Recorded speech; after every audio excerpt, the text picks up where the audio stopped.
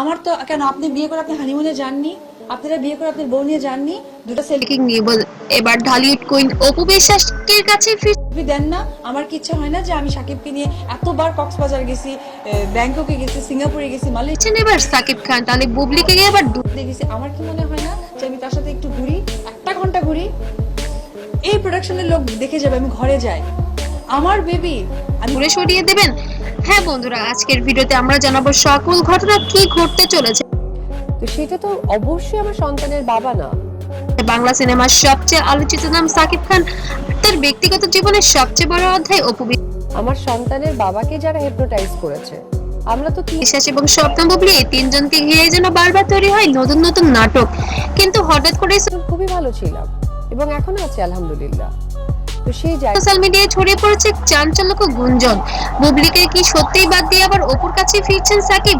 কি সেই ইঙ্গিত, কি থেকে ওই ডিজাস্টার বিষয়টা কি মানুষ ঘটছে আড়ালে? আজকের ভিডিওতে আমরাই খুঁজে বের করব পুরো সত্য। আমি বেশ কিছুদিন ধরে বলছি যে গণমাধ্যমকে আমি একসময় ঢালিউডের সবচেয়ে জনপ্রিয় জুটি ছিলেন সাকিব খান ও অপু বিশ্বাস, তাদের একসাথে অসংখ্য হিট সিনেমা, আমার ব্যক্তিগত কোনো কিছু আসলে বলতে চাই না, কারণ ব্যক্তিগত ব্যাপারগুলো দর্শকদের ভালোবাসা সব মিলিয়ে তারা ছিলেন ড্রিম কাপল। কিন্তু হঠাৎ করে সামনে আসে তাদের ভাবে বলা হয়েছে, সেটা অনেক সময় ভালো মন্দ দুদিক গোপন বিয়ের খবর, আর তারপর থেকে শুরু হয় নানা তর্ক বিতর্ক, দূরত্ব আর বিচ্ছেদ। থেকেই আসলে একটা মানে ব্যক্তি জীবনে বিচ্ছেদের পর দুজন আলাদা পথে হাঁটতে শুরু করেন। ঠিক সেই সময় সাকিব খানের জীবনে আসেন শবনম বুবলি।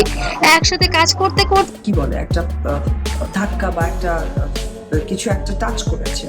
তাদের সম্পর্ক নিয়ে শুরু হয় নতুন আলোচনা এবং সমালোচনার ঝড়। পরবর্তীতে বুবলির সাথে আমার বিয়ের কাবিননামা তারা ছিনিয়ে নিয়েছে, সুতরাং আমি বললেও বলতে পারতাম না। সাকিবের সম্পর্ক এবং সন্তান নিয়ে প্রকাশ্যে আসা নিয়ে তথ্য, কিন্তু এখানেই শেষ হয়নি পুরো গল্প। কারণ বিবাহিত ছিল, যার জন্য আমি ডিভোর্সি। সেকেন্ড, আমার সাথে সময়ের সাথে সাথে এই সম্পর্কেও দেখা যায় টানপোড়েন। কোন সম্পর্কের সাথেই তিনি দীর্ঘদিন একসঙ্গে থাকতে বিবাহিত সাকিবের সাথে আজকে ডিভোর্সের মধ্যে দিয়ে অ্যাটলিস্ট আমার সার্টিফিকেট আমার কাছে আসতেছে যে ইয়েস আমি পারেননি। সম্প্রতি কিছু ঘটনা আবারও প্রশ্ন তুলেছে, সাকিব কি আবার অপুর দিকেই ফিরছেন? কিছু সূত্র বলছে সাকিব বুঝতে ভুল করেছে, হয়তো বা আমার বোঝানোর ভুল ছিল।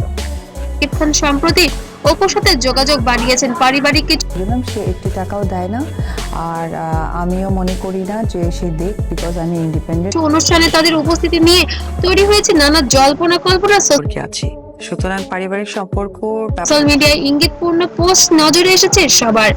অন্যদিকে সাকিব আর আমরা একটা পারিবারিক সম্পর্ক। অপু বিশ্বাসের কিছু বক্তব্য যারা এই গুঞ্জনকে আরো উস্কে সে দেখ, বিকজ আমি ইন্ডিপেন্ডেন্ট। আমি শুরুর দিন তো আমাকে যখন সাংবাদিকরা বলেছিল দিয়েছে, তিনি বলেছেন সময়ে সবকিছু উত্তর দেবে। এই এক কথাতেই যেন যে বাচ্চা আমার, বউ আমার না, তখন আমি বলেছিলাম যে খুব ভালো কথা, যে আগুনে ঘি ঢেলে পড়ার মতোই হয়েছে। একদিকে বুবলির থেকেও বললাম সে 1 টাকাও দেয় না, আর আমিও মনে করি না যে আসছে কিছু ইঙ্গিতপূর্ণ বার্তা। তিনি সরাসরি কিছু না বললেও তারা সাকিবের যে আদৌ বৈবাহিক সম্পর্ক আছে সেটা আমাদের সন্তান। সোশ্যাল মিডিয়া পোস্ট, স্ট্যাটাস সবই যেন ইঙ্গিত দিচ্ছে ভেতরের অশান্তির দিকে। অনেকেই বলছেন বুবলি হয়তো বুঝতে পেরেছেন পরিস্থিতি আর নিয়ন্ত্রণের বাইরে চলে যাচ্ছে, কোনো কিছুই আর তার হাতের নাগালে থাকছে না। এখন প্রশ্ন হলো, আসলে কি সাকিব খান অপুর কাছে ফিরছেন, নাকি এটা শুধুই মাত্র গুজব? সত্যটা এখনো পুরোপুরি স্পষ্ট না হলেও ঘটনাগুলো মিল দেখে অনেকেই বিশ্বাস করছেন যে কিছু একটা ঘটছে তাদের ভিতরে। তবে এটা নিশ্চিত এই সম্পর্কের সমীকরণ এখনো শেষ হয়নি। তাহলে আপনার কি মনে হয় সাকিব খান কি সত্যিই অপুর কাছে ফিরবেন, নাকি এটা শুধুই মিডিয়ার তৈরি একটি গল্প?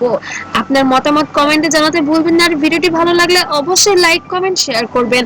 আর এমনই আপডেট পেতে অবশ্যই সাবস্ক্রাইব করে চ্যানেলের সাথেই থাকবেন আরো নতুন নতুন খবর পেতে। এবং সাকিব খান, অপু বিশ্বাস এবং শবনম বুবলির জীবনে কি ঘটতে চলেছে সেটাই আমরা পরবর্তী ভিডিওতে জানাবো আপনাদের। ততক্ষণ সাথেই থাকবেন। সবাইকে অসংখ্য ধন্যবাদ।